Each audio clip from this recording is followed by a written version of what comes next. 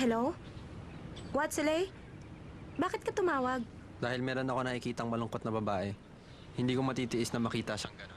Kaya gusto ko siyang i-treat ngayon. Ano ibig mo sabihing nalulungkot? Mag-ingat ka sa sinasabi mo dahil baka hindi sumamang magandang babaeng gusto mong i-treat ngayon.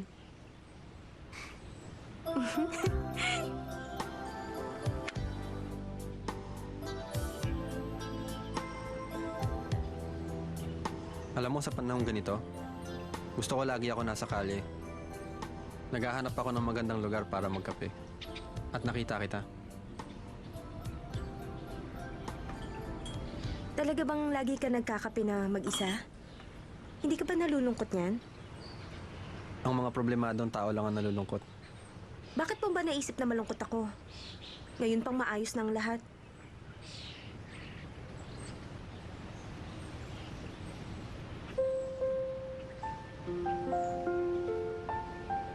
Nakapag-date na kami dati.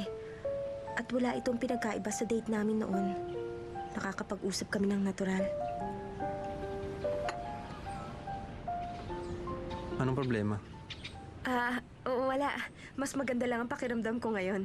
Mas komportable ako. Sa panahon ngayon, gusto kong maligo sa hot spring. Gusto mong maligo sa hot spring? Tapos nagsasaranggola ka tuwing umuulan? Alam mo, Lay, ang weird mo talaga. Shansai, tingnan mo nga naman ang pagkakataon. Oo nga, dito pa tayo nagkita. Kanina pa kayong dalawa? Medyo kanina pa. Sino naman siya? May date kayong dalawa? Hindi. Siya nga pala si Watsley. Nagkita lang kaming dalawa. Ikaw pala si Watsley. Hello, ako nga pala si Xiaozi, ang fiancé ni Asa. Pwede ba kami mag-join sa inyo? Dito ka. Walang nagde-date na magkahiwalay. Halika nga, dalian mo. Dito ka. May date kayong dalawa? Tama ka. Mukha namang wala na kayong problema. Oo nga, tingnan mo nga naman tayong apat. Para tayo nagda-double date ngayon, di ba? Mukha nga double date. Tumigil ka nga dyan. Ano ka ba? Ba't ka nagagalit? Pasensya na kayo, hindi lang siya sanay sa ganito. Okay lang yun. Sanay na kami sa kanya. Oo, alam ko rin yon. Palagi nga niya sinasabi sa akin na nabobore na siya. Kaya sabi ko, ba't di na lang kami pumunta sa hotel? Kaso ayaw niya sumama. Sa hotel? Hindi kaya masyado kayo nagmamadali? Naku, hindi naman. Naghalikan na nga kami. Kaya naisip ko, pwede na rin namin gawin yon. Tigilan mo na nga mga kalokohan mong yan. Ano ba ang iyong problema? Ginagawa na niya ang lahat para sa'yo. Dapat nga magpasalamat ka pa. Ang magalang na lalaki, hindi pinapahiya ang babae. Oo, tama siya. Siya nga pala, alam nyo, meron nga pala kaming bahay sa tuktok ng bundok. Kung wala kang gagawin bukas, pumunta tayo doong apat. Sige, wag na. Kayong dalawa na lang. Baka makaistorbo lang kaming dalawa ni Lay. Hindi ba, Lay? May hot spring ba? Oo, meron kami. Gusto mo pala ng hot spring, ha? Tamang-tama maganda ang hot spring namin ngayon. Talaga? Kung ganun, sasama ako. O paano, tayong apat, ha?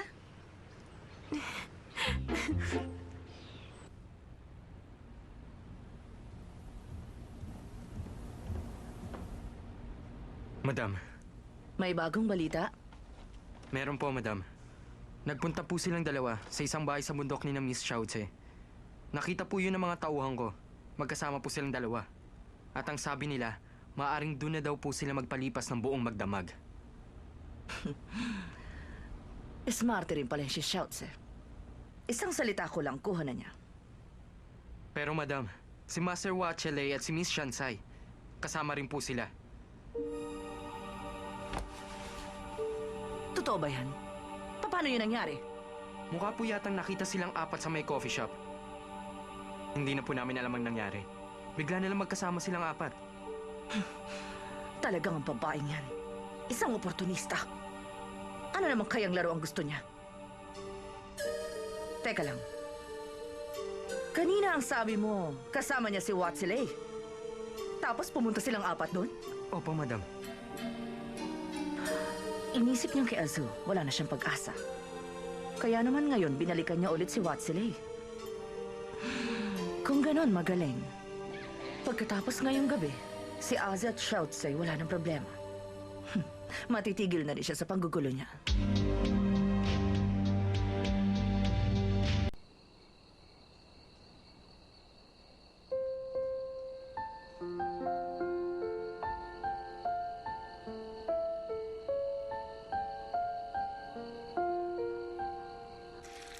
O hindi ba ang sarap? Sanchay, ano bang iniisip mo? Ba't parang wala ka sa sarili mo? Hindi naman. Meron lang ako iniisip. Xiaozi, ang ganda naman ng lugar na ito. Talaga? Ganon din ang tingin ko sa lugar na ito. Yun nga lang, medyo luma na at maliliit ang mga kwarto. Hindi mo malilimutan kahit minsan lang pumunta.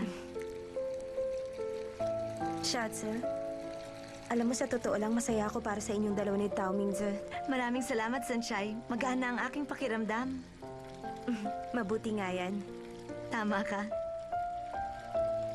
Hindi. Bakit hindi ako masaya? Nasaktan ako. Na makita ko silang naghahalikan. May parang sugat ang puso ko mula noon. Nararamdaman ko pa rin ang pagmamahal ni Tao Mingzi. Masyadong malakas. Parang halos hindi ako makahinga. Sa relasyon, wala akong masyadong alam. Pero lagi kong sinasabi, hindi ko siya dapat itratong pangkaraniwan. Pero alam mo, palagi kong iniisip na magugustuhan niya rin ako. Mas madalas ngang ako pa ang gumagawa ng unang hakbang. Pero sa tuwing kailangan ko siya, palagi siyang nasa tabi ko. Kapag At umalis ka, saka kapag nawala daw ako, susundan pa rin kita. Kahit saan ka pa magpunta. Kahit sa impyerno. Kahit hanggang sa dulo ng mundo. Asahan mo, naroon ako. Ang akala ko kaya kong tupusin na ang lahat at tuluyan ng lumayo sa kanya. Pero habang lumalayo ako, para mang lalo kong hinahatak papalapit sa kanila. Taglay ang malalim na sugat sa puso ko. Kalimutan mo na. Kaya mo yan. Naniniwala akong magiging maayos din ang lahat sa aming dalawa. kung gusto niya ng aggressive, ipapakita ko sa kanya.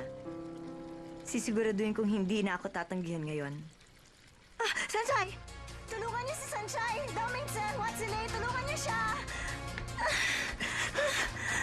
Anong nangyari? Hinimatay si Sanchay sa hot springs at saka...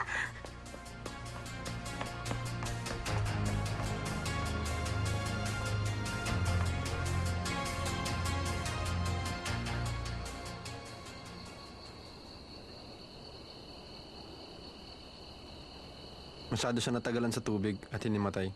Pero sa tingin ko okay na siya. Xiaozi, hatid mo sila sa kwarto nila. Oo, tayo na.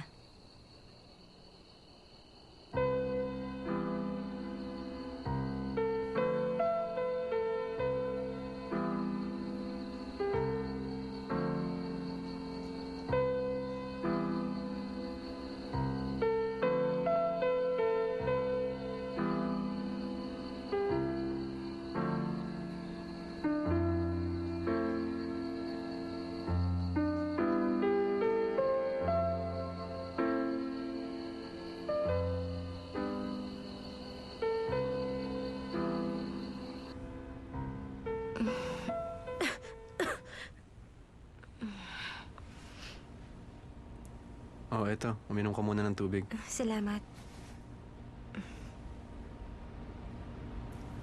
Anong nangyari? Nababad ka masyado sa hot spring. Hinimatay ka. Ikaw ang sumagip sa akin kanina? Kung gano'n, nakita mo na ang lahat? Pero sinuot ko sa'yo agad ang robe na yan. Teka, anong sinuot mo sa akin to? Nakita mo ang katawan ko? Oo naman. Nakita ko ang lahat. Aksidente yung kanina at wala akong ibang paraan. Kung sa bagay may katwirang ka. Pero kasi naman lalaki ka. Ba't hindi babae yung pinasagip mo kanina? Asan si Xiaozi? Siya? Baka tulog na. Iisa nga pala ang kwarto natin. Bakit iisang kwarto lang? Wala na ibang kwarto? Kausapin ko nga Wag siya. na. Wag na lang. Hindi magandang istorbohin sila. Mabuti pa matulog ka na lang. Ganon ba? Oo nga. Tama ka. Hindi dapat istorbohin. Okay lang kung gusto mo silang bulabugin. Gusto mo wasakin ko ang pinto nila. At bakit mo naman nasabi yan? Simula nang dumating ka dito, parang palagi ka na lang iiyak. Watsile, bakit ka pumayag sumama? Di ba sabi mo, huwag ko nang gawing komplikado ang lahat? Ano nga yung ginagawa natin dito? Naisip ko lang, kailangan sabihin ang dapat sabihin. Nagkita tayong dalawa kahapon sa coffee shop. Magkukunwari ba tayong hindi nagkita? Siguro nga. Ito ang tamang pagkakataon para magkakilala tayong lahat. O di kaya maguluhan. Sana, hindi ko na lang nakita ang mga pangyayari.